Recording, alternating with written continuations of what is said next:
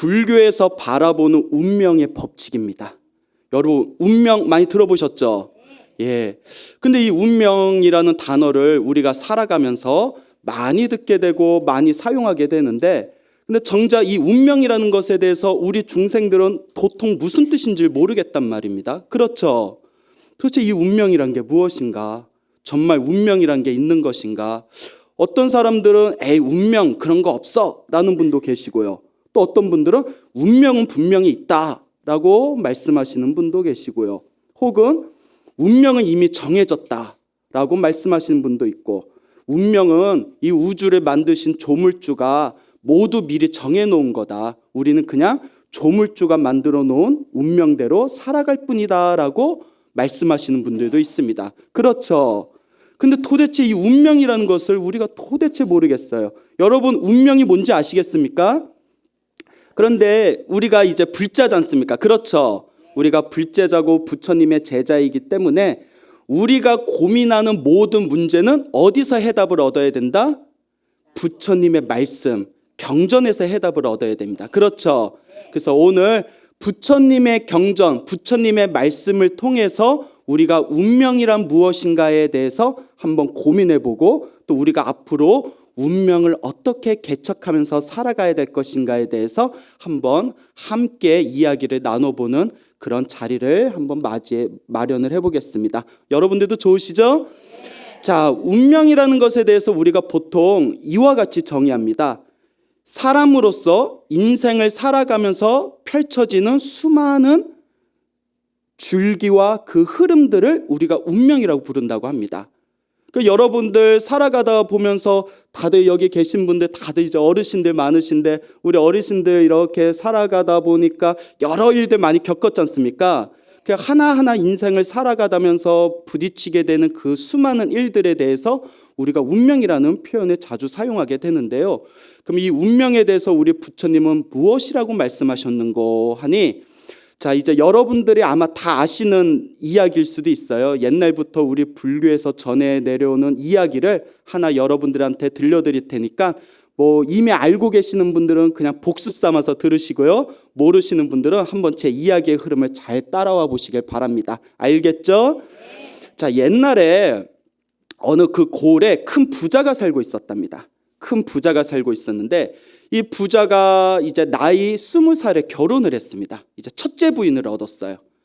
근데 이 부자가 계속 장사를 하면서 돈이 점점 더 많아집니다.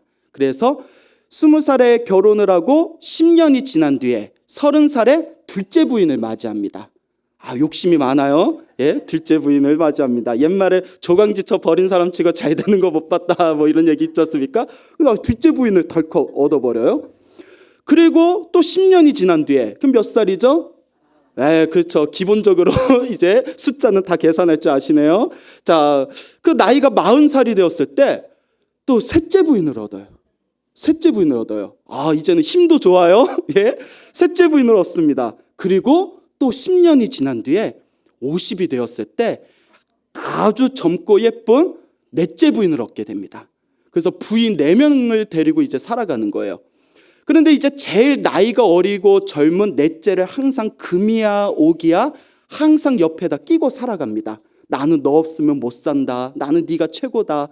내가 이렇게 나이가 들어서 너를 만났으니 내 인생의 한이다 하면서 그냥 아주 그냥 그 깨볶는 그런 이제 냄새와 소리가 들릴 정도로 그렇게 넷째 부인을 항상 품에 안고 살아가게 되었는데, 어느 날 꿈을 꾸는데 이 부자 할아버지 꿈에 저승사자가 나타납니다. 저승사자가 싹 나타나서 그동안 인생 살 만큼 살았으니 이제 가셔야죠 하면서 일주일 후에 당신을 데려갈 테니 준비하고 계십시오라고 저승사자가 꿈에서 이야기를 해줘요. 그 꿈에서 깨고 나니까 너무 억울한 거예요. 난 아직 젊고 아직 누릴 게 더 많은데 내가 벌써 세상을 떠나야 되는가. 아쉬워요, 안 아쉬워요? 아쉽죠. 부인도 몇 명이에요? 4명이다. 돈도 많아요. 얼마나 아쉬워요. 그래서 이제 그래도 아쉬워도 어떡해요. 염라대왕이 부르는데, 저승사자가 잡아가겠다는데. 그래서 고민하다가 사람 욕심이 그래요. 혼자 가기 아까워. 혼자 가기 너무 아까워. 저승길 얼마나 외로울까. 그래, 내 사랑하는 각시 데려가자. 예? 그래서 이제 넷째를 찾아갑니다. 가장 사랑하는 넷째를 찾아가서 넷째야, 넷째야. 내가 너를 얼마나 사랑하고 너를 얼마나 아꼈니? 그런데 내가 일주일 후에 내가 이 세상을 떠나게 됐다. 아, 나 너무 무섭다. 혼자 가기 무섭구나. 외롭구나. 넷째야, 나랑 같이 가자꾸나. 그 넷째가 좋아요, 싫어요? 싫죠. 넷째가 뭐라고 했겠어요? 예, 안 돼요. 이랬답니다. 안 돼요. 예? 안 됩니다. 아니, 영감, 내가 어린 나이에 당신한테 돈에 팔리다시피 시집에 와서 당신의 옆에서 계속 모시고 살았는데 당신 덕분에 내가 호의호식하고 우리 가족들 편안하게 산 거는 내가 정말 고맙습니다. 하지만 내 젊은 내 생애도 생각해 주셔야 되는 거 아닙니까? 저는 당신이 아무리 서운하더라도 영감, 당신이 죽으면 나는 바로 젊은 남자 만나서 개갈 겁니다. 그러니까 못 따라갑니다. 아유, 솔직해서 좋잖아요. 그렇죠? 솔직해서 좋네. 난 당신 떠나면 난 바로 젊은 남자 만날 거예요. 라고 이야기를 했답니다. 할아버지가 너무나 서운한 거예요. 서운해도 어때요? 어떻게 해요? 자기가 안 따라오겠다는데. 그래서 이제 몇 째를 찾아갔을까요? 그렇죠. 이야기 흐름상 이제 셋째를 찾아갑니다. 셋째를 찾아가서 이제 자초지종을 얘기합니다. 아, 나 이제 저승으로 가야 되는데 셋째야, 그래도 내가 너를 얼마나 아꼈니? 제발 나랑 같이 가자. 나를 따라와라. 그 셋째가 좋아요, 싫어요? 예, 안 돼요. 또 이럽니다. 예, 안 됩니다. 안 됩니다. 영감, 당신이 나를 그토록 사랑하고 아낀 건 알겠지만 넷째를 맞이한 뒤로는 나를 푸대접하지 않았습니까? 내가 얼마나 한이 맺혔는지 아십니까? 그래도 예정이 있으니 당신 무덤까지는 따라가겠습니다 하는 거예요. 그래도 의리가 좀 있어요. 당신 무덤까지는 내가 따라가겠습니다 라고 이제 대답을 합니다. 근데 이제 너무 서운한 거예요, 할아버지가. 그래서 한동안 오랫동안 못 본 이제 둘째를 찾아갑니다. 둘째를 찾아가서 둘째야, 그동안 내가 너 너무 서운하게 해서 내가 너무 미안하다. 근데 둘째야, 내가 이제 저승을 가야 되는데 너라면 나를 따라와 주겠지. 그래도 우리가 그동안 쌓인 정이 있잖냐. 그 신신당부를 하고 사정을 하니까 둘째가 인상을 팍 찌푸리면서 한숨을 푹 내쉬면서 좋아요, 싫어요? 글쎄요? 눈치가 빠르세요? 글쎄요 하면서 좋습니다 이러더래요. 좋습니다. 그래 같이 가자니까 저승까지는 같이 가겠습니다. 하지만 이거는 알아두십시오. 당신이 좋아서 가는 건 아닙니다. 어차피 당신 떠나면 나도 나이도 많고 나도 그러니까 그동안 살아온 정이 있으니까 저승까지만 같이 가겠지만 다음 생에는 내 멋대로 살 겁니다. 그래 죽는 거는 같이 죽읍시다. 하지만 당신이 좋아서 가는 건 아니라는 것만 명심하십시오. 그러니까 할아버지가 이게 기분이 좋은 것도 아니고 찝찝한 것도 아니고 근데 뭔가 아쉬운 거예요. 같이 가자니까 좋긴 좋은데 아이고 끝까지 온다는 얘기도 아니고 내가 좋아서 따라오는 것도 아니구나. 그래 고민하다가 혹시나 하고 이제 첫째를 찾아갑니다. 그동안 둘째, 셋째, 넷째를 맞이하고 수십 년 동안 보지도 않았던 첫째를 찾아갑니다. 염치도 없어요. 그 결국 이제 남자가 마지막에 돌아갈 곳은 어디예요? 조강지천이에요. 옛날 어르신 말씀 하나 틀린 거 없네요. 딱 이렇게 이제 자기 첫째 부인한테 갔는데 첫째 부인 방 안에 들어갔더니 웬 주름이 쪼글쪼글한 할머니가 이렇게 앉아 있는 거예요. 그래서 얘가 깜짝 놀라가지고 저기 할머니 여기 아무개라는 그 여인네 혹시 살고 있는 방 아닙니까? 했더니 그 할머니가 쳐다보면서 아이고 이놈의 영감이 노망이 들렸나? 지 첫째 부인 보고도 알아보지도 못하네 이러는 거예요. 그러니까 이제 할아버지가 마음이 쓰린 거예요. 내가 푸대접을 했구나. 너무 내가 너무 멀리했구나. 정말 미안하구나라는 마음이 들면서 솔직하게 얘기를 합니다. 여보, 내가 이제 며칠 후에 저승으로 떠나야 되는데 혼자 가기가 너무 무섭고 넷째는 나 떠나자마자 젊은 남자 만나서 바로 개가한다 하고 셋째는 무덤까지만 따라오겠다 하고 둘째는 따라오긴 따라오는데 자기가 좋아서 따라오는 건 아니다. 그 다음 생에는 나 다시는 만나고 싶지 않다. 이런 이야기나 하고 당신에게 같이 가자 하면 내가 정말 나쁜 놈이겠지? 뭐 이미 나쁜 놈인데 예? 그렇게 이제 나쁜 놈이겠지라고 이제 운을 띄우니까 역시 첫째 부인 죽으나 사나 첫째 부인 한숨을 푹 내쉬면서 아유 내가 이 집으로 시집 와서 살아서도 이 집 귀신이요 죽어서도 이 집 귀신입니다. 당신 가는 길 내가 고이 따라가리다. 다음 생에 당신이 천상에 가든 당신이 지옥에 가든 다음 생에도 당신을 따라가리다 라고 이렇게 이야기를 하더랍니다. 그러면 이 이야기의 주제는 그래 첫째 부인한테 잘하자 이렇게 주제를 맺으면 안 됩니다. 예, 이게 핵심이 아니에요. 자, 지금까지 이야기한 이 내용이 대충 어떤 흐름인지는 이해가 가시겠죠? 여기에 대해서 우리 부처님께서 다음과 같은 법문을 하십니다. 그대 불자들이여 자세히 들으라. 이것이 우리 중생들의 운명이다. 자, 첫째, 같이 가자 하고 제일 아끼고 가장 사랑했던 요 넷째 부인. 근데 이 넷째 부인이 자기가 죽으면 바로 젊은 남자 만나서 개가하겠습니다. 당신이 죽자마자 나는 바로 떠나겠습니다. 이 넷째 부인의 본질이 무엇일까요? 재물이랍니다. 우리 돈, 재물. 여러분, 중생들이 제일 좋아하는 게 뭐예요? 돈이죠. 우리 불자는 아니지만, 우리 불제자들은 불법이 제일 좋지만 일반 중생들이 제일 좋아하는 게 뭐예요? 돈이랍니다. 그래서 뭐니 해도 뭐가 제일 좋다? 머니가 제일 좋다. 뭐 이런 또 이제 속설이 있지 않습니까? 내가 살아생전에 가장 많이 아끼고 내가 살아생전에 가장 집착했던 거, 그것이 바로 무엇이다? 재물이랍니다. 돈이랍니다. 근데 여러분, 죽자마자 그 돈은 어떻게 될까요? 내가 죽자마자 그 돈은 내 몸을 떠납니다. 자손들한테 가든지 다른 사람한테 가든지, 여러분이 갖고 있던 통장, 부동산, 여러분들 죽자마자, 여러분들 세상 떠나시자마자 다 다른 사람 명의로 다 이제 넘어갑니다. 그렇죠? 죽자마자 가장 내가 제일 아꼈지만 내 목숨이 끊어지자마자 가장 다른 사람한테 먼저 달려가는 거, 그게 바로 재물입니다. 어때요? 동감하세요? 그러면 무덤까지는 따라오겠다는 셋째는 누굴까요? 예, 맞습니다. 가족입니다. 자식이고 가족입니다.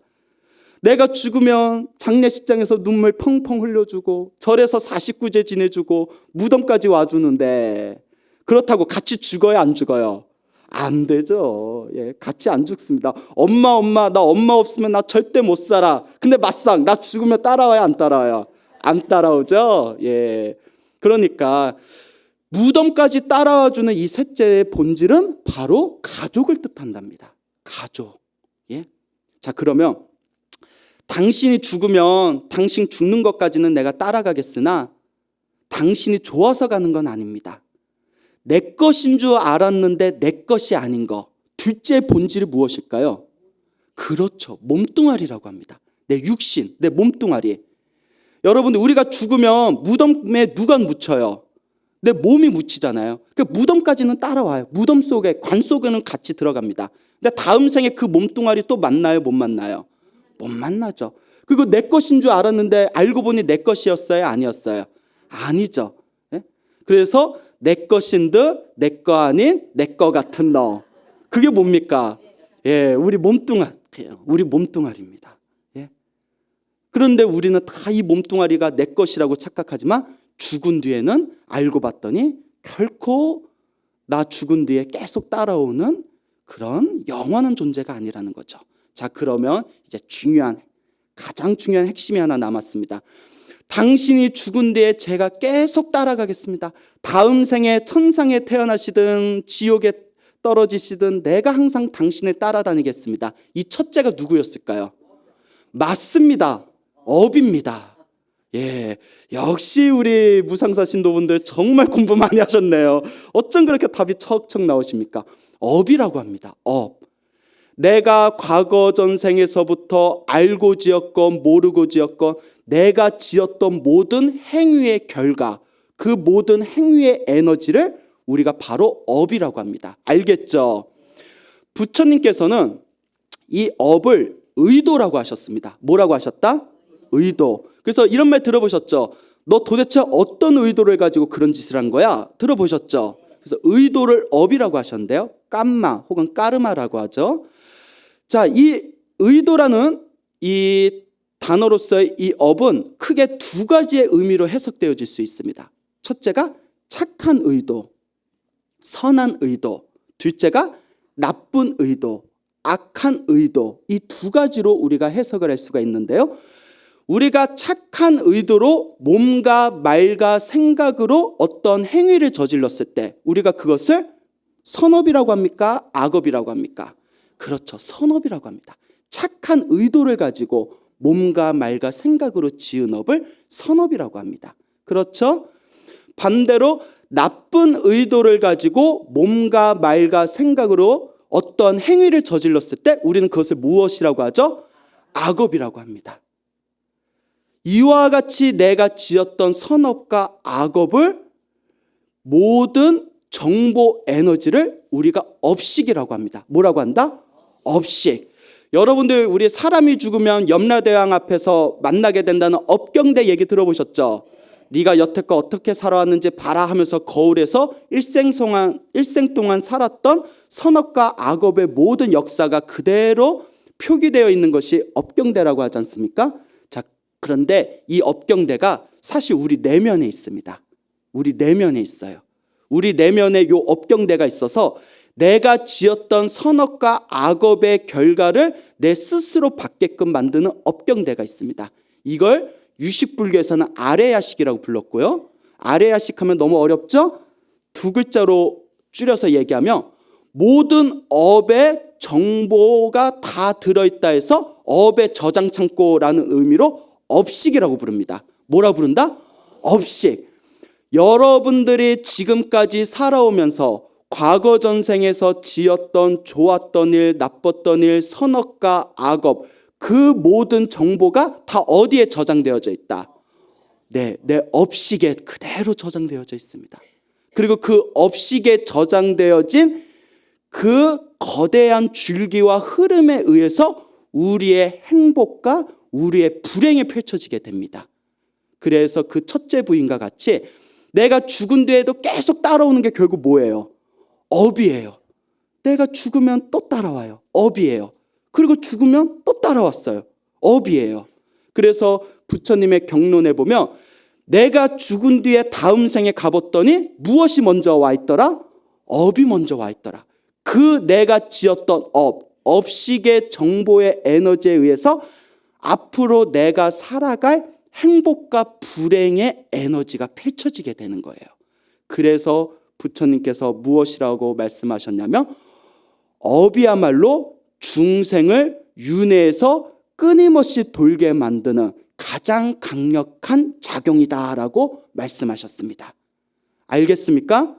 결국 우리 앞에 펼쳐진 운명이라는 것은 부처님의 가르침의 입장에서 우리가 해석했을 때 우리 앞에 펼쳐진 이 거대한 운명의 흐름은 결국 한 글자로 무엇이라고 말할 수 있다? 업이라고 할 수 있다.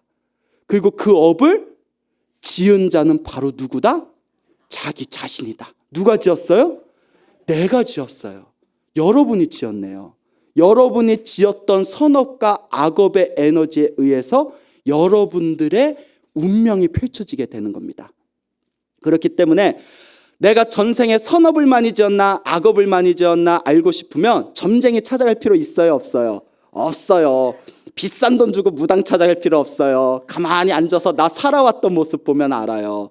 예? 내가 살아갔던 모습 가만히 살펴보면 내가 전생에 선업을 많이 지었나 악업을 많이 지었나 알 수가 있답니다. 정말 알 수가 있네요. 여러분은 선업을 많이 지은 것 같아요? 악업을 많이 지은 것 같아요? 그렇죠. 이번 생에 사람 몸으로 태어나고 이번 생에 불법을 만나고 이렇게 좋은 법당에서 큰 스님들 법문 그렇게 많이 들었으니 인간으로서 누릴 수 있는 최고의 복은 다 누리고 있는 거 아니겠습니까? 동감하십니까? 예. 역시 무상사 신도들 리액션이 좋아요. 예. 자, 맞습니다, 여러분. 자, 부처님의 어느 제자가 부처님께 이와 같이 질문을 던집니다. 거룩하신 세존이시여, 궁금한 것이 있습니다. 그 세존 부처님께서 그래 질문하여 보아라. 거룩하신 세존이시여, 왜 똑같은 중생이고 왜 똑같은 인간인데 똑같이 인간의 몸으로 태어났는데 왜 어떤 사람은 잘났고 왜 어떤 사람은 못났습니까? 왜 똑같은 인간인데 왜 어떤 사람은 부유하게 살아가고 왜 어떤 사람은 가난하게 살아갑니까? 똑같은 인간으로 태어났는데 왜 어떤 중생은 건강하게 살아가고 어떤 중생은 병약하게 살아갑니까? 왜 어떤 중생은 높은 권력과 지위 속에서 살아가고 왜 어떤 중생은 사람들한테 천대받으면서 살아갑니까? 똑같은 중생으로 태어나 똑같은 인간인데 어찌하여 서로 차별이 이와 같이 일어나는 것입니까? 라고 부처님께 질문을 드리는 경전이 있습니다. 여러분 이미 답을 다 아시죠? 부처님이 한 글자로 말씀하셨습니다. 무엇이다? 업이다라고 하셨습니다. 업이다. 업이다. 자, 여러분들 다 아시는 내용이지만 우리가 복습 삼아서 한번 짚어봅시다. 여러분 오개 받으셨죠? 예, 살도 응망주, 살생하지 말라, 훔치지 말라, 음행하지 말라, 재가인들은 사음하지 말라, 바람 피지 말아라, 거짓말하지 말아라, 그리고 술 마시지 말아라. 더 정확히 말하면 정신을 흐리게 하는 그 모든 것들을 가까이 하지 말아라. 자, 부처님께서 이와 같이 말씀하십니다. 어떤 중생은 장수하는 중생이 있고 어떤 중생은 단명하는 중생이 있다. 전생에 살생의 업이 강하며 살아있는 생명을 많이 죽이면 이번 생에 어떤 과보를 받는다? 단명하는 과보를 받는다. 방생을 많이 하고 살아있는 생명을 죽이지 않고 살아있는 생명을 많이 놓아준 방생의 공덕이 강한 사람은 전쟁터에서도 장수한답니다. 왜? 누구의 업이니까? 자기의 업이니까. 그래서 이런 얘기가 있습니다. 어떤 그 조물 신을 믿는 그런 그 종교를 가지신 분이 계셨는데요. 자기가 너무나 사랑하는 사람을 잃어버렸어요. 너무나 착하고 사랑하는 사람을 잃어버렸습니다. 정말 법 없이도 사랑하는 사람을 잃어버렸어요. 예? 정말 착하고 정말 이 세상에서 정말 법 없이도 살 사람이었는데 그래서 너무나 가슴이 아파서 자기가 이제 존경하는 그런 종교인 성직자를 찾아가서 그렇게 착하게 살았던 사람인데 왜 이렇게 빨리 하늘로 가버린 겁니까? 라고 했더니 그 성직자께서 하시는 말씀이 이 말도 맞을 수가 있어요. 근데 그분이 뭐라고 하셨냐면 하늘에 계신 그분께서는 착한 사람을 너무나 사랑해서 옆에 두고 싶어서 먼저 데려갔습니다. 라고 했답니다. 그러면 내일 모레 90 되시는 우리 할머니는 안 착해서 안 데려가셨나 아직까지? 여러분 지금 연세 어떻게 되세요? 여러분들은 그동안 너무 안 착하게 살아서 빨리 안 데려가신 겁니까? 좀 말이 이상한 것 같죠? 예? 자, 불교에서는 이렇게 가르칩니다. 자, 우리는 부처님께서는 이번 생에 착하게 살았건 착하게 살지 않았건 선업을 지었건 악업을 지었건 전생에 지었던 업의 힘에 의해서 이번 생에 단명하게 된 거다. 그리고 이번 생에 또 착하게 살고 선업을 지었던 힘은 언제 받는다? 다음 생에 또 그대로 받는다. 무슨 말인지 알겠죠? 자기가 지은 업은 태어나고 죽고 태어나고 죽음을 반복해서도 자기가 지은 업은 자기가 다 받고 자기가 소멸하기 전에는 결코 없어지지 않는 것이다. 이번 생에 착하게 살았던 업은 언젠가는 받는다. 하지만 전생에 지었던 업의 결과에 의해서 이번 생에는 단명하게 된 것이다. 왜 어떤 사람은 자꾸 몸이 아플까요? 부처님께서 이와 같이 말씀하십니다. 중생을 때리고 해를 입히면 이번 생에 자꾸 몸이 아픈 과보를 얻는답니다. 예? 그래서 우리 그런 말이 있지 않습니까? 꽃으로라도 뭐하지 말아라. 때리지 말아라. 예? 여러분 왜 이렇게 술렁거리죠? 많이 때렸어요? 누구? 예? 막 눈동자가 흔들리세요? 어머 어쩌지? 막 이런 분위기예요. 예. 어떤 사람은 하는 사업마다 잘 되는 사람이 있어요. 어떤 사람은 하는 사업마다 잘 되는 사람 따라서 했더니 다 망하는 사람이 있어요. 왜 그럴까요? 그 부자들은 이런 얘기를 합니다. 자기가 노력을 안 하니까 그렇지. 아닙니다. 우리 주변에 보면 하루에 3시간 자고 4시간 자면서 하루 종일 노력해도 일이 잘 안 풀리고 재물이 잘 안 모이는 사람들이 있습니다. 그렇죠. 부처님께서 이와 같이 말씀하십니다. 전생에 도둑질을 많이 했거나 훔쳤거나 남이 주지 않는 물건을 강탈했을 때 그에 대한 과보로서 이번 생에 재물이 모이지 않는 과보를 얻게 된답니다. 즉 전생에 빌렸던 것은 반드시 이번 생에 갚을 수밖에 없습니다.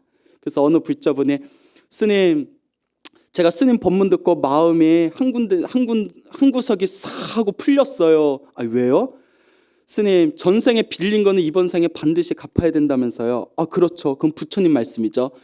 제가 남 돈 빌려주고 오라지게 제가 고생했는데 아이고 전생에 빌린 거 이번 생에 갚았구나라고 생각하니까 가슴이 너무 편안해졌어요 라고 하시더라고요.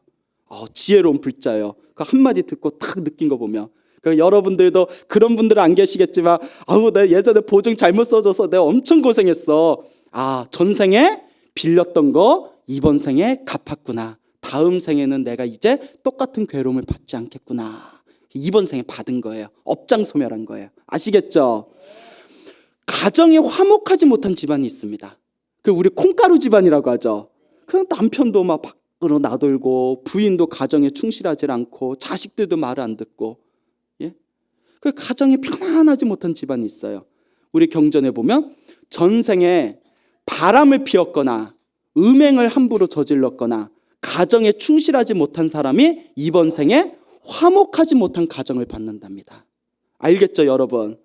그러니까 여러분, 우리 그 젊은 부자들 중에서 군대에서 고무신 거꾸로 신는 사람들이 있으면 또 나 사랑의 아픔에 또 업을 한번 받는 거 아니야? 이렇게 한번 움찔하셔야 됩니다. 이번 생에 기도 많이 하셔야 돼요. 알겠죠?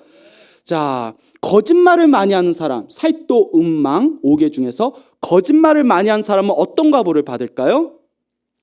이번 생에 항상 사람들에게 속임을 당하거나 내가 전생에 거짓말을 했던 업에 의해서 남을 속였던 업에 의해서 이번 생에 내가 항상 사람들의 속임을 받거나 혹은 사람들한테 자꾸 왕따를 당하게 된답니다. 전생에 사람들을 속이고 가슴에 상처를 준 업에 의해서 이번 생에 자꾸 내가 사람들에게 상처받을 일이 생기는 거예요. 이것도 나의 업이에요. 예? 여러분, 욕을 잘하면요 항상 입병이 생겨서 치아가 안 좋거나 잇몸이 안 좋거나 항상 입병이 생겨서 치과 갈 일이 많아집니다. 예? 스님, 저는 왜 이렇게 치과 갈 일이 많아요? 하시는 분들은 두 가지입니다. 평소에 관리를 안 했거나 관리 잘했는데요. 그러면 입으로 업을 많이 지었거나 여러분들은 아니겠죠. 예? 치과 갈 일이 많이 생긴대요. 항상 입병. 왜냐? 입으로 남을 항상 아프게 했기 때문에 그 아프게 했던 과보가 내 입으로 돌아온다는 겁니다. 여러분들, 우리 사람 중생들이 살다 보면 솔직히 살생할 일이 많지 않아요. 그렇죠? 기껏해야 모기나 바퀴벌레 하나 잡을 뿐이고 살생할 일 많지 않고 딱히 도둑질할 일이 있어요, 없어요? 없잖아요. 웬만큼 나쁜 사람 아니면 남의 물건 막 훔치거나 하지 않죠. 근데 무엇으로 가장 쉽게 업을 지을까요? 입으로 쉽게 업을 짓습니다. 부처님 경전에 뭐라고 하셨죠? 사람마다 입에 무엇이 있다? 도끼가 있다. 그 도끼로, 입 안에 있는 도끼로 자신을 찍는구나. 이 구업을 조심해야 됩니다. 여러분들 주변에 있는 사람들한테 그 따가운 얘기, 가슴 후벼 파는 이야기, 예? 사람 막 가슴 아리게 하는 이야기 하시는 그런 분들이 의외로 주변에 많아요. 절대 그러면 안 됩니다. 아시겠죠? 입으로 그와 같은 무서운 업을 지으면 안 된다. 경전에 수도 없이 나오는 내용입니다. 아시겠습니까? 자, 술을 많이 마시게 되면 어떤 과보를 받게 될까요? 예, 맞습니다. 삼위일의 주석서에 보면 이런 내용이 나옵니다. 술을 많이 마시고 술을 많이 마셔서 항상 정신이 흐리멍텅한 상태로 살아가는 중생은 다음 생에 똥물지옥에 떨어지거나 사람으로 태어나도 머리가 어리석고 우둔한 과보를 받는답니다. 그러니까 곡차를 드셔도 어떻게 드셔야 돼요? 그냥 취하지 않게 적당히 드셔야 되는데 그게 쉬워요, 어려워요? 예, 아예 안 마시면 안 마시지 취하지 않을 만큼 또 안 마시기가 너무 힘들죠. 그래서 여러분들이 다음 생에 지혜 총명을 얻고 싶으면 이번 생에 여러분들의 정신을 흐리게 하는 그 모든 것들, 대표적인 게 술이 되겠죠. 그런 것들을 멀리해야 된다. 아시겠습니까? 자, 살도 음망추. 살생을 많이 하면 단명의 과보에 빠지고 도둑질을 많이 하고 남이 주지 않는 물건에 강탈하면 항상 태어날 때마다 재물이 모이지 않는 과보를 얻게 되고 바람을 피고 사음하고 음행을 함부로 저지르면 다음 생에 가정을 꾸리게 되더라도 화목하지 못한 가정을 만나게 되고 거짓말을 많이 하면 사람들에게 항상 속임을 당하거나 욕을 많이 하게 되면 항상 입병 때문에 고생하게 되고 그리고 정신을 흐리게 하는 것을 자꾸 가까이 하게 되면 다음 생에 우둔한 머리를 갖게 된다. 라고 부처님께서 경전에서 말씀하십니다. 그리고 이와 같은 내용도 나옵니다. 왜 어떤 사람은 항상 승승장구해서 높은 권력의 지위를 얻게 되고 왜 어떤 사람은 열심히 노력해도 자꾸 사람들한테 천대받는 그런 위치에 떨어지게 되는가? 궁금하시죠? 여러분, 사촌이 땅을 사면 배가 아프다. 이걸 두 글자로 하면 뭐라고 해요? 질투죠, 질투. 남이 잘 되는 걸 시기하는 마음, 질투. 경전에 이와 같이 얘기하십니다. 남이 잘 되는 것을 보고 질투하고 시기하면 그에 대한 과보로 다음 생에 항상 사람들에게 천대받게 된답니다. 그 질투와 시기의 과보로. 하지만 다른 사람이 잘 되는 걸 보면서 그 사람이 잘 되는 모습을 정말 진정으로 기뻐해 주면 그 사람은 다른 사람이 잘 되는 걸 보고 기뻐해 준 그 공덕으로 다음 생에 항상 하는 일마다 승승장구하게 된답니다. 경전에 나와요. 그래서 이걸 뭐라고 하면 수의찬탄이라고 합니다. 들어보셨죠? 수의찬탄. 따라서 기뻐하고 칭찬합니다. 여러분 질투심 있어요, 없어요? 아유, 대단하시네. 그 도인인데? 보살님 도인이신가? 그건 아닌데 없어요? 복을 많이 주셨네요. 예, 좋습니다. 맞습니다. 그래서 이와 같이 생각을 하셔야 됩니다. 나보다 잘난 사람이 있으면 질투하고 시기하고 깎아내리는 것이 아니라 어떻게 해야 된다? 그렇죠. 부러워하는 건 괜찮습니다. 부러워하시되 찬탄하고 기뻐하고 이와 같이 생각하십시오. 아, 저 사람은 전생에 복이 많아서 전생에 선업을 많이 지어서 이번 생에 그 복을 받는구나. 자기 복 자기가 받는 거구나. 그러니까 나도 이번 생에 무엇을 많이 지어야겠다? 복을 많이 지어야 되겠다. 이와 같이 마음을 돌려야 됩니다. 알겠죠? 나보다 잘난 사람을 보면 절대 시기하는 것이 아니라 나보다 잘난 사람을 딱 보고 마음에서 질투나 시기심이 싹 올라올 때 그걸 딱 알아차리고 아, 저 사람은 전생에 복을 많이 지어서 저렇게 자기 복을 자기가 받는 거다. 그러니 나도 질투하지 말고 이번 생에 복을 열심히 짓자라고 마음을 돌리는 게 바로 마음 수행입니다. 알겠죠? 예, 이것이 바로 마음 수행입니다. 그래서 부처님께서는 이와 같이 말씀하셨습니다. 중생은 수많은 중생들은 재산을 모으고 있다. 돈이라는 재산을 모으고 있고 뭐 땅이라는 재산을 모으고 있고 가족이라는 재산을 모으고 있다. 하지만 죽은 뒤에 가져간다 못 가져간다. 유일한 재산, 중생마다 죽은 뒤에도 끊임없이 따라다니는 유일한 재산이 있으니 그 재산이 바로 뭐다? 업이다라고 했습니다. 업이다. 근데 그 업이 여러분 통장 다 있죠? 통장도 마이너스 통장이 있고 대박 통장이 있잖아요. 업도 마이너스 업이 있고 대박 업이 있습니다. 여러분들이 이번 생에 악업을 짓고 몸과 말과 생각으로 삿된 짓을 하면 그것은 마이너스 악업이 됩니다. 다음 생에 재산을 받는데 업의 재산을 받는데 힘들고 빡빡하게 살아야 되는 마이너스 통장을 받게 되는 겁니다. 하지만 이번 생에 여러분들이 열심히 기도하시고 불공을 올리시고 여러분들이 선업을 열심히 지으신다면 그것이 바로 다음 생에 여러분들의 행복과 풍요로운 삶을 보장할 수 있는 무슨 통장이 된다? 대박 통장, 대박업이 됩니다. 여러분들이 이번 생에 짓고 있는 선업은 반드시 여러분들이 받을 수밖에 없습니다. 그게 바로 불교의 가장 기초고 불교의 가장 기본인 인과 업보의 사상이 되겠습니다. 알겠죠? 이와 같이 업이라는 거, 예. 이와 같이 이 업이라는 것의 무서움을 바르게 이해해야 이 인과 원인과 결과, 내가 지은 원인에 의해서 내가 이와 같은 결과를 받았구나. 내가 착한 인연을 지었으니 내가 행복한 삶을 사는 것이고 내가 악한 인연을 지었으니 내가 이와 같은 불행한 삶을 사는 것이구나 라는 인과응보, 인과법을 바르게 이해해야 수행을 바르게 할 수가 있습니다. 예를 들어 나쁜 유혹이 생겼을 때 인과법을 제대로 이해하는 사람은 내가 지금 편하자고 이 짓을 하며 다음 생, 다다음 생 내가 이 업을 받느라 고생할 텐데 나는 이와 같은 짓을 하지 않겠다. 그 유혹을 이겨낼 수 있습니다. 알겠죠? 기도하다가 자꾸 게으름이 생기거나 복 짓다가 선업 짓다가 자꾸 게으름이 생겼대. 내가 지금 잠깐 힘들더라도 지금 열심히 기도하고 지금 열심히 선업을 지으면 다음 생 다다음 생 내가 다 받을 텐데, 그러니 조금만 더 열심히 정진하자. 이와 같은 인과의 믿음이 있어야 수행을 바르게 할 수 있다고 합니다. 아시겠죠? 네, 여기 계신 불자분들은 인과에 대한 확고한 믿음이 있으리라 저는 믿어 의심치 않습니다. 믿습니까? 예, 여러분. 예, 박수 너무 많이 치지 마세요. 예, 네, 여러분 손 아프시니까 박수 너무 많이 치지 마시고 그냥 귀로만 들으셔도 됩니다. 자, 이와 같은 인과의 법칙을 철저하게 이해하는 것, 이것이 불자의 가장 중요한 삶의 태도이다.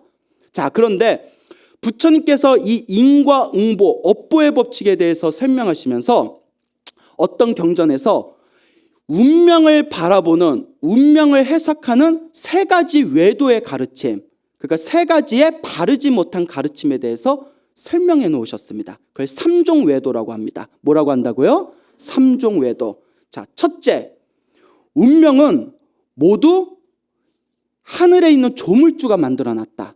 하늘에 있는 신이 만들어놨다. 신이 인간의 운명을 만들어 놓고 좌지우지한다. 그때 부처님께서 이와 같이 말씀하셨습니다. 만약에 신이 인간의 모든 운명을 만들어 놨다면 내가 아무리 열심히 노력해도 나는 행복해질 수 있다, 없다? 없다. 왜? 하늘에 있는 신이 이미 다 운명을 만들어 놨으니까. 그러면서 부처님께서 이와 같이 말씀하십니다. 운명이 만약에 신이 만들어 놓고 이미 내정되어 있는 것이라면 해야 할 것과 하지 말아야 할 것에 대해서 우리는 진실을 알 수가 없다. 해야 할 것과 하지 말아야 할 것에 대해서 우리는 노력을 할 수가 없다. 이미 모두 정해져 있으니까. 고로 그것은 옳은 견해이다, 삿된 견해이다. 삿된 견해이다. 왜냐? 우리 인간의 의지를 무시하기 때문이에요. 인간의 의지를 무시하기 때문에. 그리고 두 번째 설이 있습니다. 두 번째 외도의 가르침은 무엇인고 하면 모든 것은 우연에 의해서 만들어진 거다. 그 우연이라는 거예요. 그냥 저런 부모님을 만난 것도 우연이고 이런 자식을 만난 것도 우연이에요. 내가 이런 직장을 구한 것도 우연이고 내가 돈이 모인 것도 우연이고 내가 가난해진 것도 우연이에요. 그냥 우연의 연속일 뿐이다. 그냥 다 운이다. 그 운이라는 거예요. 부처님은 맞다, 틀리다, 틀리다. 모든 게 우연에 의해서 결정된다면 내가 아무리 노력한들 필요가 있어요, 없어요? 필요가 없다. 어차피 내가 노력해도 운에 의해서 바뀌는데 모든 게 우연에 의해서 결정된다면 우리 중생은 해야 할 것과 하지 말아야 할 것에 대해서 진실을 알 수가 없다. 해야 할 것과 하지 말아야 할 것에 대해서 노력할 수가 없다. 즉 우리 인간의 의지를 무시하는 처사기 때문에 그건 옳은 견해가 아니다라고 했습니다. 알겠죠? 자, 그러면 이제 마지막 세 번째, 요것 좀 헷갈리실 겁니다. 인도 정통 종교에서 뭐라고 주장을 하냐면 모두 전생에 지은 업이다. 전생에 지은 업에 의해서 결정되어져 있다. 라고 주장하는 세 번째 가르침이 있었습니다. 부처님은 맞다고 했을까요? 틀리다고 했을까요? 틀리다. 그렇죠. 근데 앞에서 광우스님이 설명하신 거고 똑같고 비슷한데 왜 틀리다고 하시지? 왜 틀리다고 하시지? 여러분, 아까 눈치로 왠지 틀려야 될 것 같아 이러신 거예요? 예? 그렇죠. 이와 같이 설명하십니다. 전생의 업에 의해서 이번 생에 모두 결정되어져 있다면 내가 아무리 노력하더라도 전생의 업에 의해서 결정되어져 있으니 내 운명을 바꿀 수 있다, 없다? 바꿀 수가 없다. 이미 내가 전생에 지은 업에 의해서 모두 다 결정되어져 있으니 그러면 해야 할 것과 하지 말아야 할 것에 대해서 진실을 알 수 없고 노력을 할 수가 없다. 라고 부처님께서 전생의 업에 의해서 결정되어졌다는 사상을 부처님께서 부정하십니다. 그러면 광우스님 우리의 운명은 바로 전생에 지었던 업의 결과이다라고 하셨는데 그럼 이거 어떻게 된 겁니까? 라고 의문을 느끼신 분들은 지금 제대로 저의 본문에 따라오신 거예요. 부처님의 견해는 이와 같습니다. 지금 내 앞에 펼쳐진 환경은 어디서 넘어왔다? 전생의 업에서 넘어왔지만 전생의 업을 지은 것도 누구였다? 나였고 전생의 업을 지은 것도 나이기 때문에 이번 생에 그 업을 바꾸는 것도 누구다?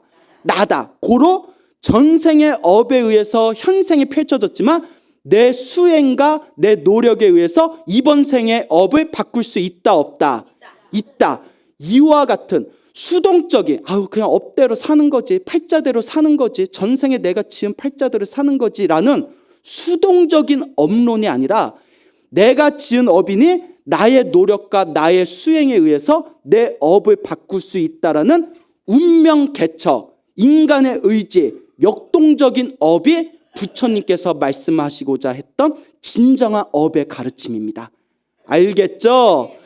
그와 같습니다, 여러분. 여러분들이 설사 전생에 살생의 업을 지었을 수도 있고 도둑질의 업을 지었을 수도 있고 망어의 업을 지었을 수도 있습니다. 하지만 여러분들이 이번 생에 여러분들이 불법을 만나서 이 인과법을 철저하게 믿고 여러분들이 열심히 수행을 하신다면 이번 생에도 그 업, 그 운명의 법칙을 바꿀 수 있다 없다?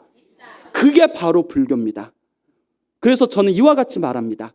불교 너무 어렵게 생각하지 마세요. 운명을 바꾸는 법입니다. 동감하십니까? 여러분 얼마나 좋습니까? 이번 생에 사람으로 태어나서 이번 생에 불법을 만나서 이번 생에 선업을 짓고 여러분들 운명을 바꿀 수 있는 법을 만났습니다. 여러분들 전생에 지은 성근입니다. 자, 그러면 이와 같이 궁금하신 분이 있을 거예요. 스님, 구체적으로 어떻게 해야 그 업, 그 운명을 구체적으로 어떻게 바꿔야 됩니까? 그 방법이 무엇입니까? 다음 시간에 여러분들과 함께 하겠습니다. 저희가 저번 시간에 불교에서 바라보는 운명의 법칙에 대해서 함께 이야기를 나누어 보았습니다. 자, 우리 중생들은 살아가면서 항상 업을 짓는다고 했습니다. 그렇죠? 항상 업을 짓는다. 근데 업은 크게 두 가지로 나누어진다라고 말씀을 드렸습니다. 그래서 업이라는 것은 부처님 경전에 의도라고 되어 있습니다. 무엇이라고 되어 있다? 의도. 근데 의도는 크게 두 가지 의도가 있다는 뜻이겠죠. 좋은 의도와 나쁜 의도. 이제 슬슬 기억나세요? 예. 그래서 좋은 의도로 우리가 어떠한 행위를 지었을 때 우리가 그것을 선업이라고 합니다. 그렇죠?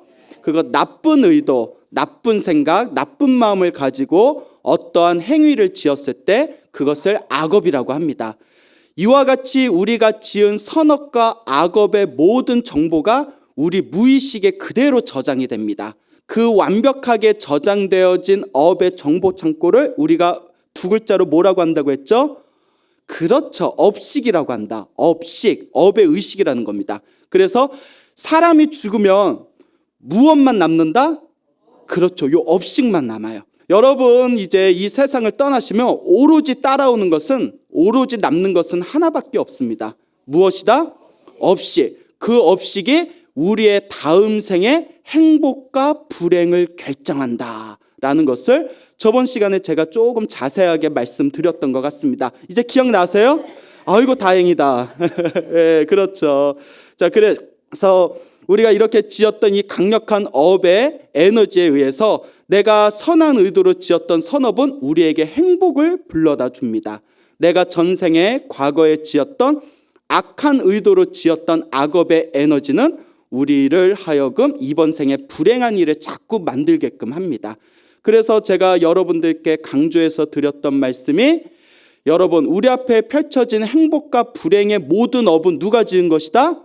내가 지은 것이다. 다 내가 지은 업. 결국 행복과 불행의 모든 뿌리는 나에게 달려 있었구나라는 것을 여러분들한테 누누하게 이제 강조를 하였습니다. 자, 그러면서 제가 여러분들한테 대신 이런 말씀을 드렸죠. 우리 불교에서는 운명을 바라보는 세 가지의 잘못된 견해가 있다. 이것을 삼종외도라고 부른다. 기억나시죠? 이것도? 그 삼종외도가 첫째, 운명에 대해서 잘못 생각하는 세 가지 견해 중에 첫째가 모든 것은 신에 의해서 이루어진다. 조물주에 의해서 이루어진다. 이거 아니라고 했죠? 예, 저번 시간에 아니라고 제가 설명을 드렸습니다. 두 번째는 뭐였죠? 눈빛이 흔들려요? 그렇죠. 우연에 의해서 이루어진다. 모든 것은 우연, 운에 의해서 이루어지는 것이다. 이것도 잘못된 견해이다. 근데 세 번째가 가장 헷갈리는 것일 거예요. 많은 불자분들이 가장 헷갈리는 게, 우리가 이번 생에 살아가는 모든 운명이라는 것은 내가 전생에 지은 업에 의해서 모든 것이 결정되어져 있다. 맞다고 했어요? 틀리다고 했어요? 네, 그렇죠. 기억해 주셔서 고맙습니다. 아니라고 했죠. 왜냐? 전생의 모든 업이 결정되어져 있다면 내가 이번 생에 노력할 필요가 있다 없다? 없다는 거죠. 이미 전생에 다 내가 지은 업에 의해서 결정되어져 있는데, 그래서 부처님 당시에 다른 인도의 종교에서는 전생의 업에 의해서 이번 생의 행복과 불행이 결정되어졌다라고 가르치지만 우리 부처님께서는 그렇게 가르치질 않으셨다. 우리 부처님께서는 전생에 지었던 업도 누가 지은 것이다? 내가 지은 것이기 때문에 이번 생에 그 업을 변화시키는 것도 누가 지을 수 있다?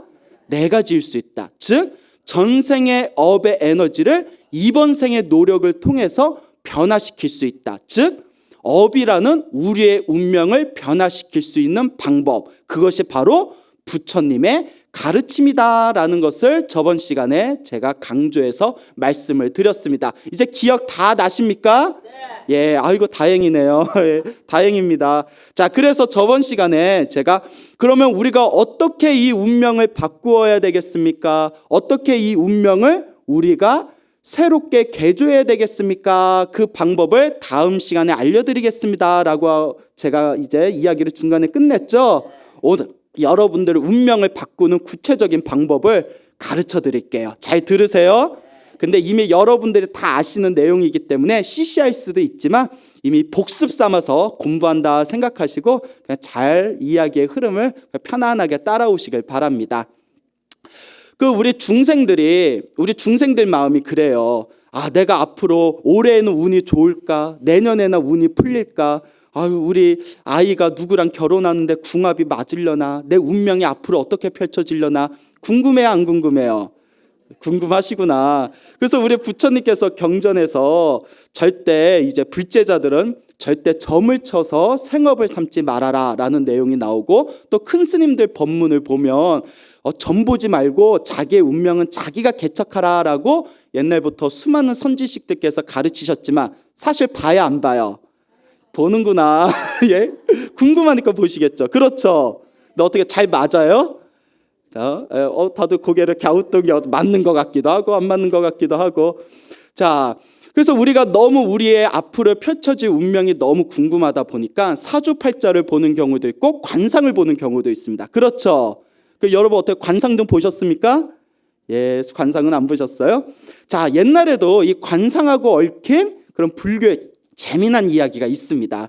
우리가 이번 생에 타고 태어나는 사주팔자라든가 관상이라는 것은 전생에 내가 지었던 업의 흐름, 에너지가 얼굴로 드러나면 관상이라 하고, 태어난 날, 연월 일시로 따지면 사주팔자다라고 해서 그것을 유추해서 전생에 어떤 업을 지었고 이번 생에 행복한 일이 많이 생기겠다, 불행한 일이 많이 생기겠다, 이런 식으로 우리가 따져보지 않습니까? 그렇죠. 예. 근데 요새는 관상 잘 보는 사람들이 있는지는 제가 잘 모르겠습니다.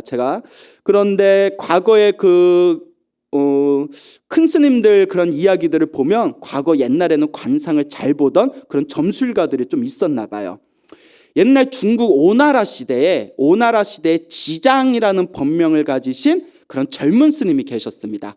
이 지장 스님이 굉장히 머리가 똑똑하고 아주 총명하셨대요.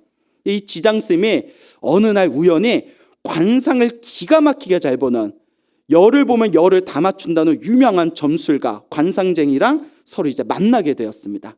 그래서 그 점술가가 딱 이 지장 스님의 얼굴을 딱 보고 관상을 살펴보시더니 한숨을 에휴 하고 푹 내쉬는 거예요. 여러분, 내 관상 봤는데 점술가가 한숨 푹 내쉬면 기분 좋아요, 나빠요?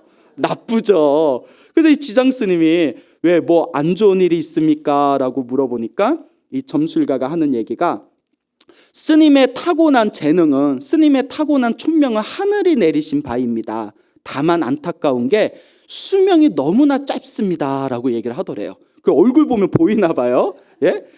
수명이 너무나 짧습니다, 스님. 이러니까 이 지장 스님이, 그러면 제가 한 몇 살까지 살겠습니까? 길어야 31살입니다 이러더래요. 31살. 아이고, 31살이라네요. 그때 지장스님 나이가 29살이었다고 합니다. 예? 여러분 29살에 관상을 봤는데 아이고 수명이 31살뿐이 안 되는구나 소리 들으면 기분 좋아요, 나빠요? 나쁘죠. 아마 성격 거친 사람은 그 자리에서 멱살을 잡고 이놈의 자식이 이럴지도 몰라요. 너무 기분 서운해가지고 지장스님이 고개를 끄덕이더니 그것도 다 제가 지은 업이겠죠 하면서 고맙다라고 말을 하고는 이제 둘이 서로 헤어지게 됩니다. 그렇게 몇 년이 지났어요. 한참 이제 세월이 지난 뒤에 몇 년이 지난 뒤에 이 점술가가 관상을 잘 보는 이 점술가가 어느 지방에 스님이 한 분 계시는데 법문을 기가 막히게 잘하고 너무나 총명하시고 수많은 사람들이 모여서 지금 불법을 널리 펼치고 있다라는 소문을 듣게 됩니다. 그래서 이 점술가가 그 어떤 스님인지 얼마나 잘난 스님인지 내가 관상이나 한번 보자, 공부 삼아서 관상이나 보자 하고 그 고을로 이제 향하게 됩니다. 그래서 이제 며칠 걸려서 그 법문을 잘하신다는 그 법사 스님이 있는 곳에 딱 당도하니까 벌써 그 절에서 법회가 크게 열리고 있는 중이었답니다. 그 사람이 막 엄청나게 많은 거예요. 그래서 아이고 잘됐다, 온 김에 그 스님 얼굴 한번 보자 해가지고 그 사람들 뒤에서 다 얼굴을 봤는데 어디서 많이 본 사람이야. 대충 이야기의 흐름이 누구겠어요? 그렇죠, 지장 스님이겠죠. 아니 저 스님 몇 년 전에 나한테 관상 받던 스님인데 31살을 못 넘긴다고 분명히 내가 점을 쳤는데 아니 아직도 살아있네? 그 눈을 막 비비고 쳐다봤는데도 지장 스님이에요. 그런데 얼굴이 변했어. 관상이 변했어. 성형수술했나? 예? 얼굴이 변했어요. 그 너무 깜짝 놀란 거예요. 그래서 이 점술가가 그래 내가 좀 법회가 끝나고 기다렸다가 내가 직접 만나 뵙고 내가 이 궁금증을 풀어야겠다. 그래서 이제 법회가 다 끝난 뒤에 지장스님을 찾아갑니다. 지장스님한테 딱 인사를 올리면서 스님 제가 누군지 기억나십니까? 했더니 지장스님이 모르겠는데 이래버리면 이야기의 흐름이 안 펴지겠죠. 예. 예, 기억납니다. 오래전에 제 얼굴을 보고 제 관상을 봐주고 저보고 수명이 얼마 남지 않았다, 31살뿐이 못 산다라고 예언했던 그 관상 보시던 점술가 아닙니까? 하고 딱 알아보는 거예요. 그 점술가가 질문을 합니다. 스님 제가 너무나 가슴이 답답합니다. 제가 스승 밑에서 관상을 배운 뒤로 열을 보면 한 번도 틀린 적이 없었는데 스님의 관상이 바뀌었습니다. 저는 지금까지 살아오면서 사람 관상이 바뀐다는 이야기는 처음 들었습니다. 스님 이게 어떻게 된 겁니까? 비결을 가르쳐 주십시오. 공짜로 가르쳐 줘요, 안 가르쳐 줘요?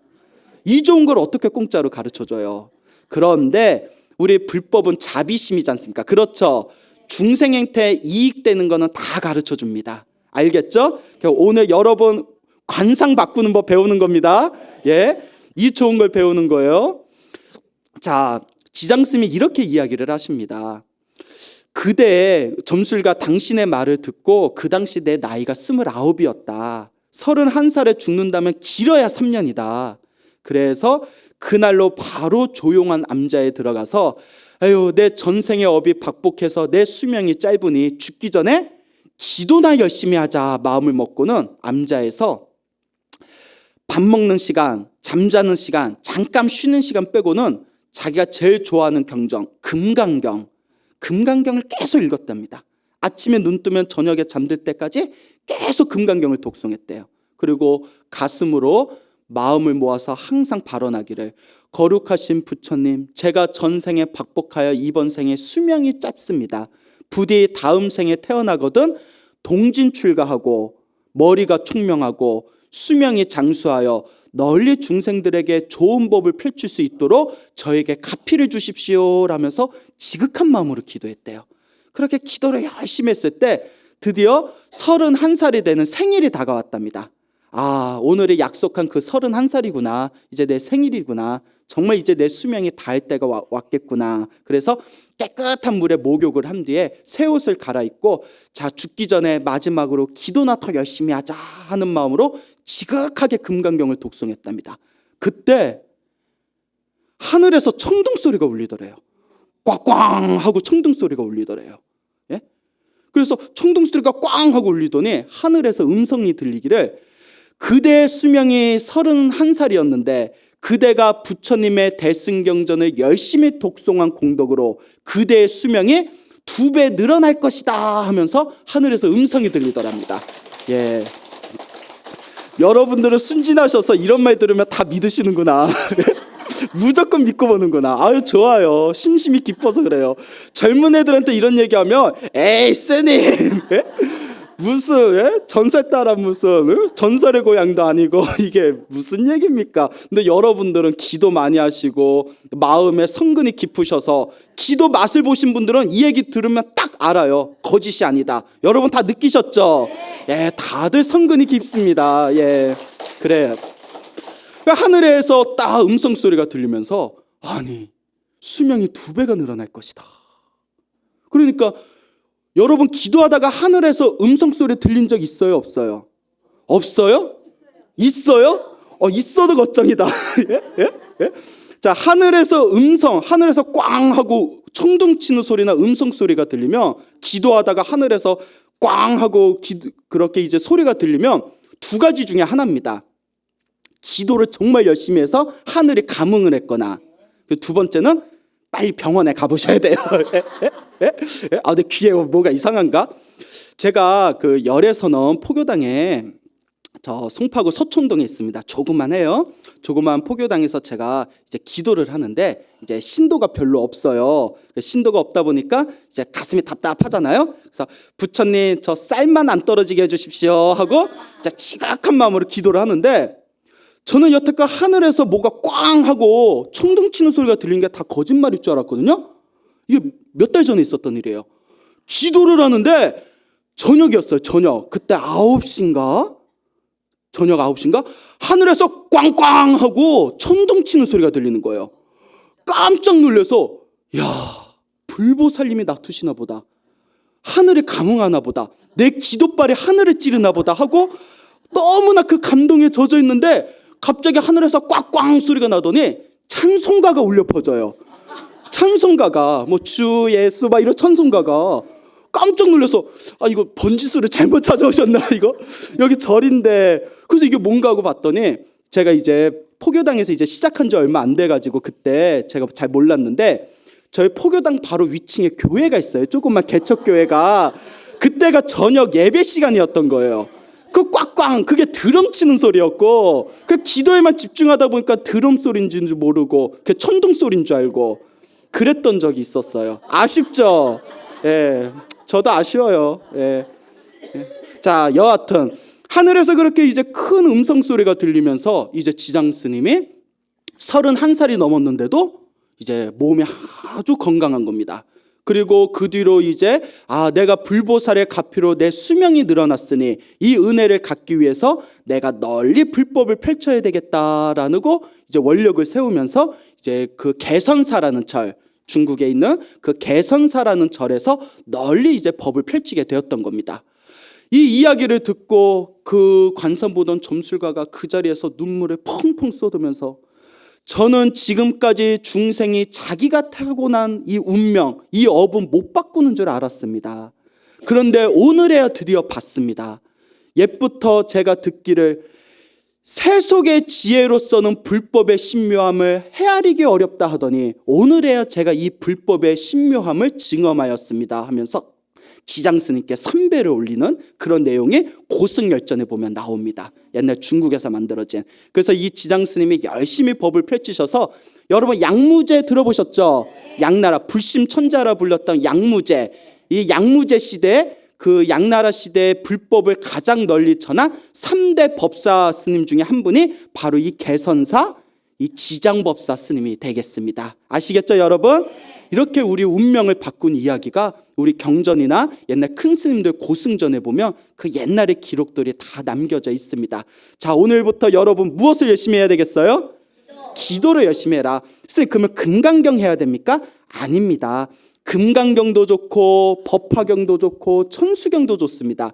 우리 불자님들 보면 천수경 신묘장구다라는 열심히 하다가 누가 야 금강경 하니까 죽을 운명이 바뀌고 수명이 2배 늘어났대.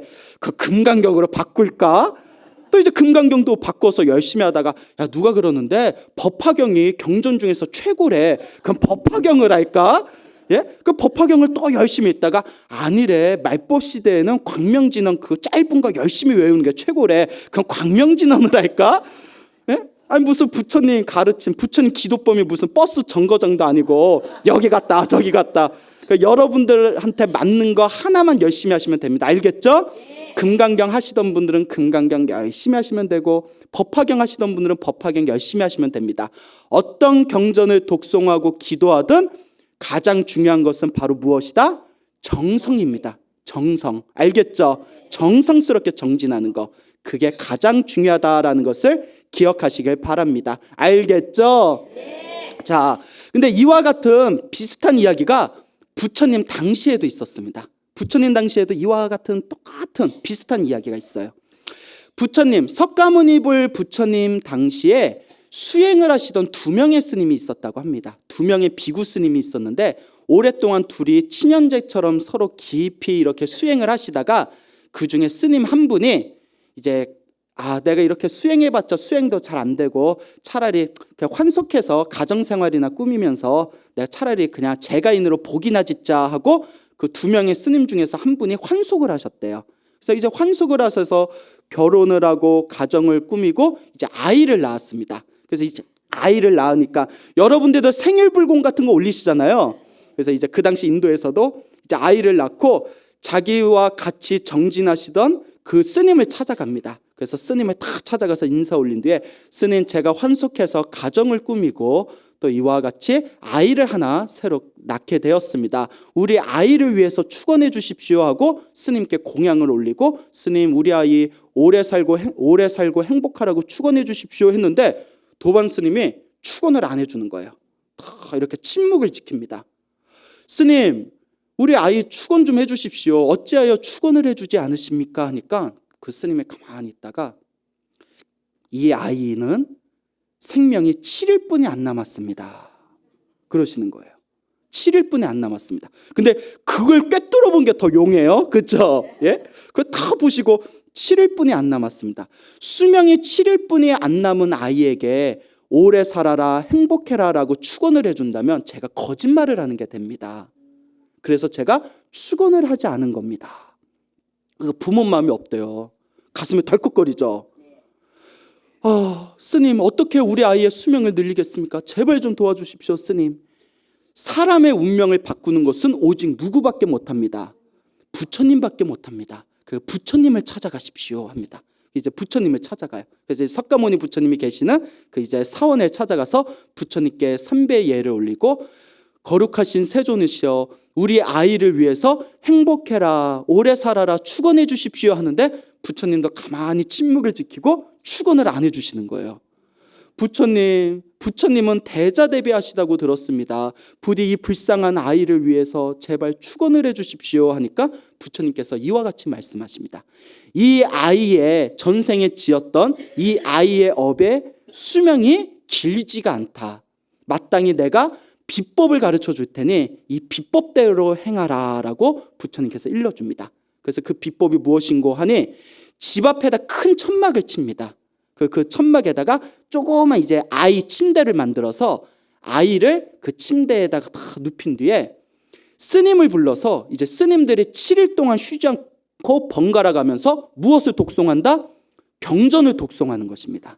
그래서 집 앞에다 천막을 치고 침대에다가 이제 아이를 눕히고 그리고 이제 부처님께서 친히 10명의 스님들을 보냅니다. 그 집에 가서 서로 돌아가면서 7일 동안 쉬지 말고 법을 설해라. 그리고 끊임없이 경전을 독송해라. 아시겠죠? 그래서 이제 그 아이 앞에서 스님들이 10분의 스님들이 번갈아 가면서 7일 동안 계속 이제 경전을 독송합니다. 경전을 독송하고 경전을 독송하고 경전을 독송했을 때 그 아이를 잡으러 야차가 옵니다. 누가 온다? 야차. 야차 들어보셨죠? 예, 인도 고대 신화에 나오는 악귀죠, 귀신. 야차가 딱 그 집안에 들어가서 자, 일주일 후에 저 아기를 이제 내가 데려가야지 하고 왔는데 아이고 집안에 들어가서 좀 기다리려고 했더니 절에서 환한 광명이 뻗치는 거예요. 그래서 그 광명 때문에 집안에 못 들어가는 겁니다. 그래서 이게 무슨 이게 고칼 노릇인가 봤더니 스님들이 거룩한 부처님의 경전을 독송하고 있어서 그 빛의 힘에 의해서 그 집안에 들어갈 수가 있다 없다? 들어갈 수가 없는 거예요. 그래서 야차가 그러면 저 스님들 경전 독송이 끝나면 그때 내가 들어가서 아기를 잡아가야겠다 하고 이제 집 밖에서 기다리고 있는데 그 약속된 아이의 약속된 수명 7일째가 딱 되는 날 부처님께서 직접 그 집에 가십니다. 야, 여러분 전생에 복을 얼마나 많이 지었으면 우리 집에 누가 오세요? 부처님이 오시네. 여러분 집에 부처님 가신 적 있어요, 없어요? 없어요? 있어요? 있다고 해도 좀 이상하다. 예? 여러분들이 집에서 기도 열심히 하시면 여러분들 알게 모르게 오신다, 안 오신다? 다 오세요. 우리 업장이 두꺼워서 못 보는 거 알겠죠? 기도 열심히 하시면 부처님, 관세음보살님이 알게 모르게 집에 오셔서 도와주신다고 합니다. 예, 그렇다고 하세요, 큰 스님들이.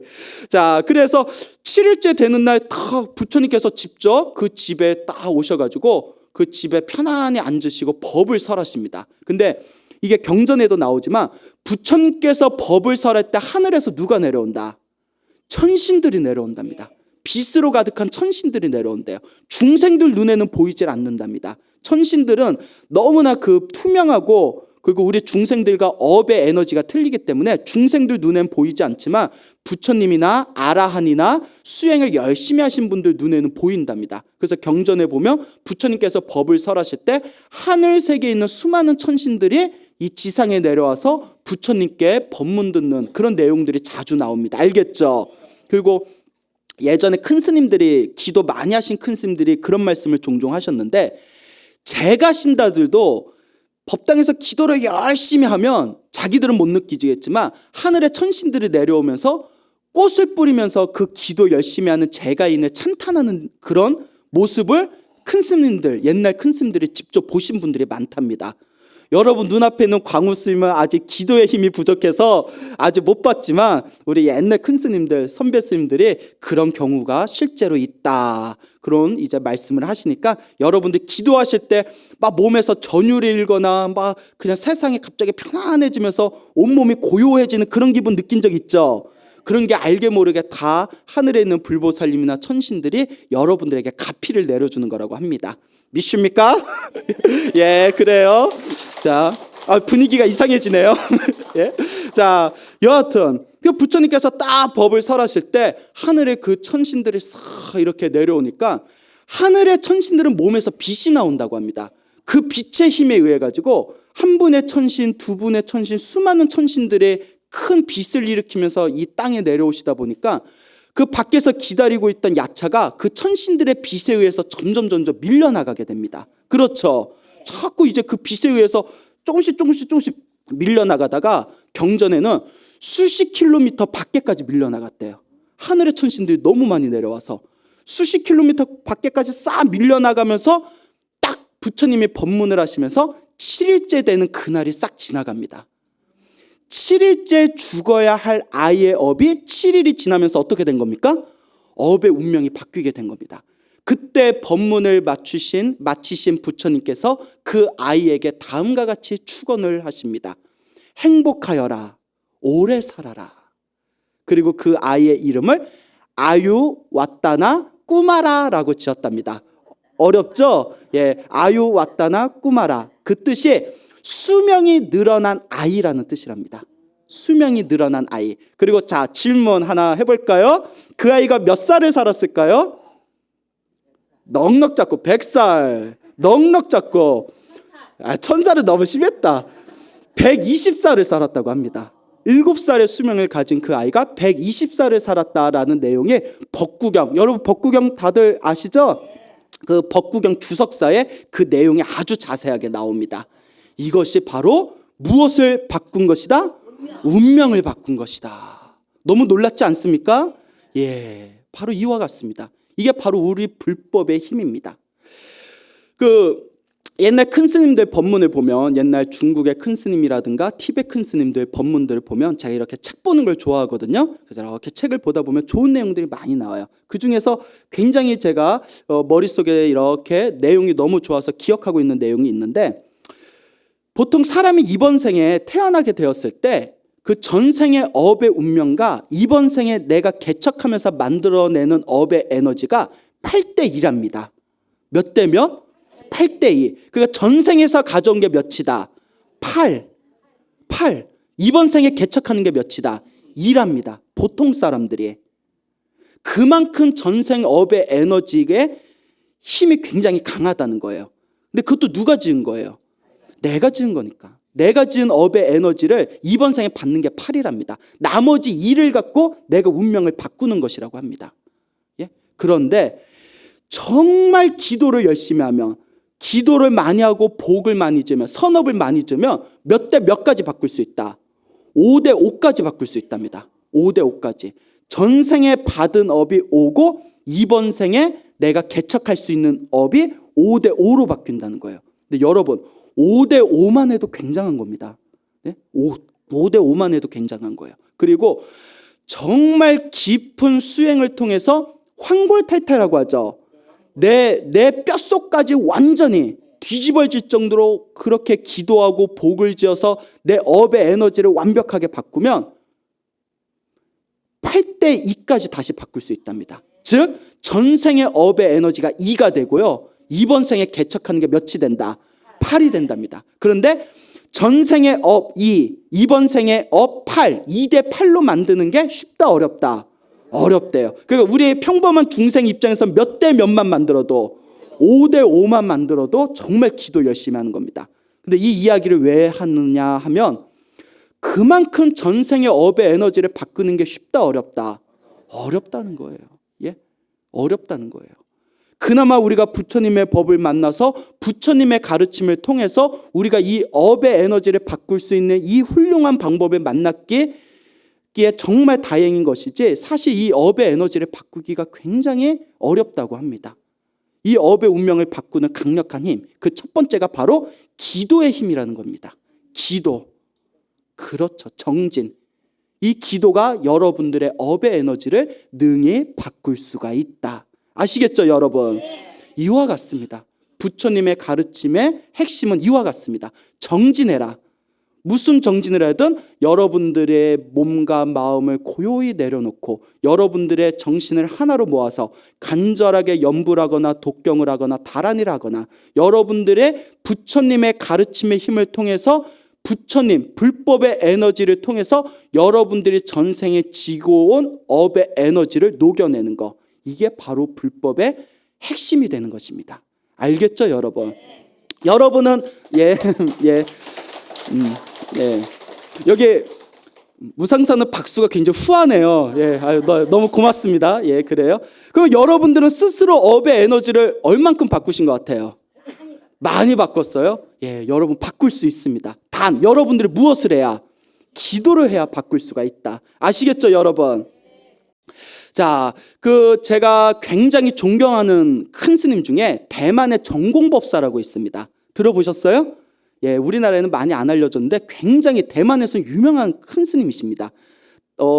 그분 법문만을 세계에 전파하는 위성이 하나 있답니다. 인공위성에, 하늘에 그분 법문을 세계에 전파하는, 그 정도로 아주 큰 스님이신데, 이 대만의 정공법사께서 지금 연세가 내일 모레면 이제 90이 되세요. 내일 모레 90이신데 아직도 하루에 4시간씩 강의를 하신대요. 근데 이 정공법사 스님께서 26살인가요? 26살에 청나라 아시죠? 중국 마지막 왕조였던 청나라의 국사의 나라의 스승이었던 장가, 이름이 장가입니다. 어디 장가 가신 게 아니에요? 그 장가라는 법명을 가지신 대사, 티베트 밀교의 큰 스님이 계셨어요. 이 장가 대사를 다 찾아가서 불법을 배우고 싶습니다 인사를 드렸더니 다 이렇게 하시는 말씀이, 자네는 너무나 관상이 박복하니 그대는 불법을 닦으면서 복을 좀 많이 지어라 라고 당부를 하셨답니다. 어떻게 복을 지을까요? 첫째, 보시를 많이 해라. 스님, 제가 너무 가난해가지고 보시할 돈도 없습니다. 보시라고 해서 거창하게 생각하지 말고 능력이 되는 대로 10원이라도 100원이라도 보시해라. 그렇게 조금이라도 복을 지어야 된다. 그래서 이제 스승의 말씀대로 자기가 없는 살림에서 100원이건 1000원이건 조금씩 보시를 했대요. 근데 희한한 게 보시하면서 점점 생활이 조금 편해졌답니다. 그 정종법사 법문에 나와요.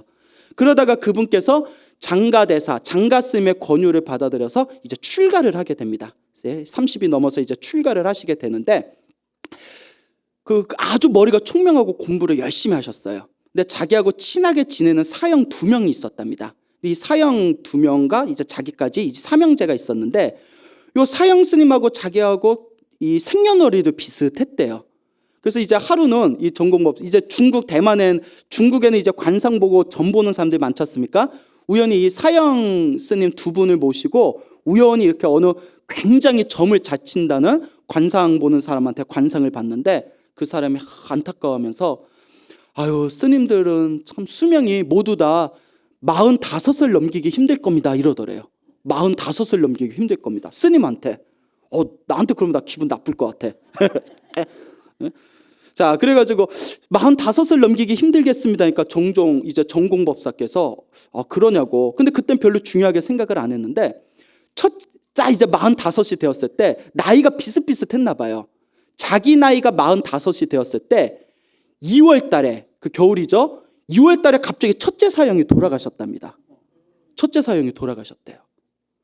그리고 5월 달에 3개월이 지나서 5월 달에 둘째 사형이 갑자기 또 돌아가셨대요. 이게 웬일이에요? 예?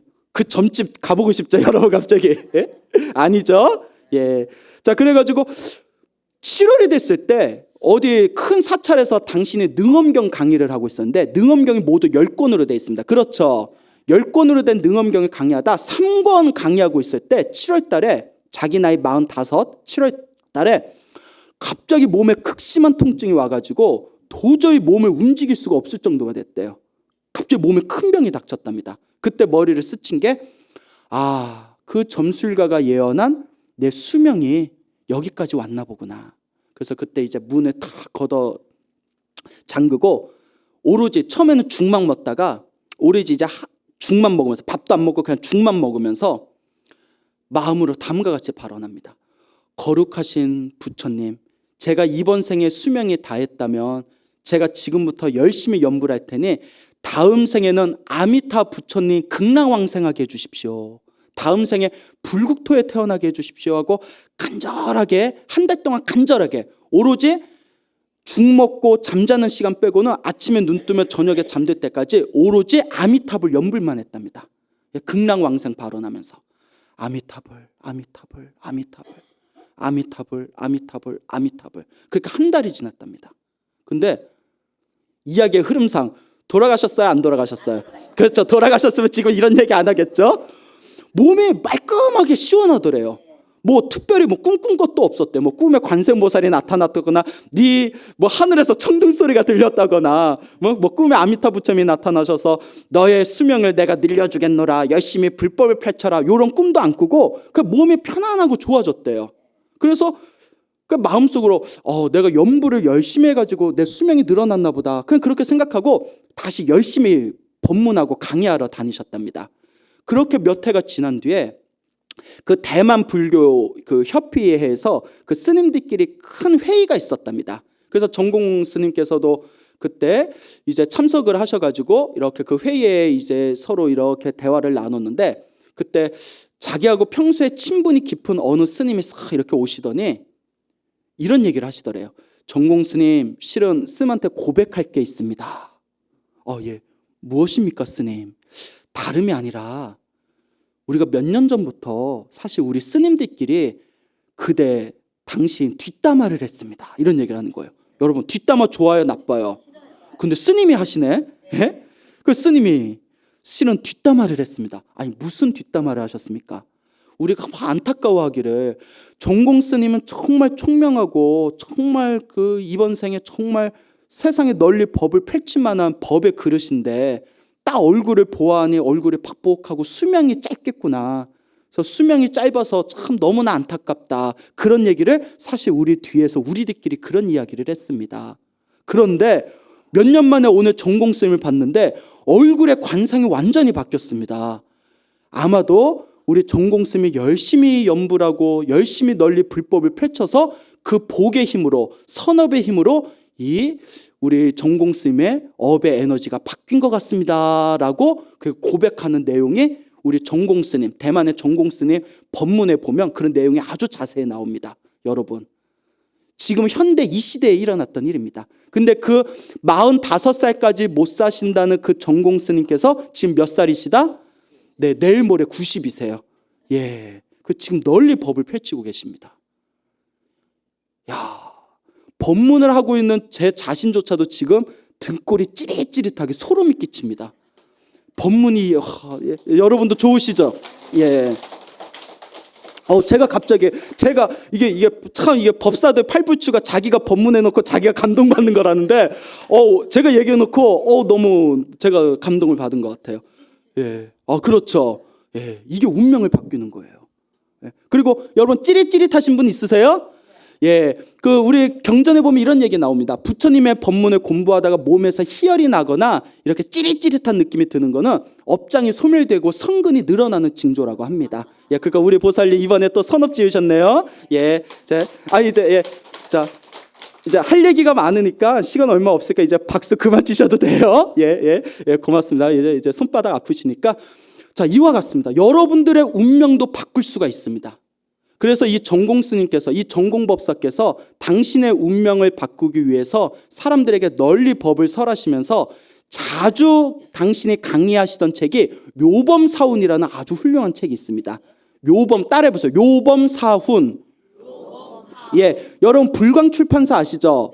불광출판사에서 운명을 바꾸는 법이라는 책으로 제목이 나와 있거든요. 아주 내용이 좋습니다. 한 10번 보세요. 몇 번? 10번. 10번 보시면 내가 어떻게 신행생활을 해야 되겠구나라는 걸 아시게 될 겁니다. 예, 불광출판사 운명을 바꾸는 법, 전공 스님께서 법문하신 내용이 되겠습니다.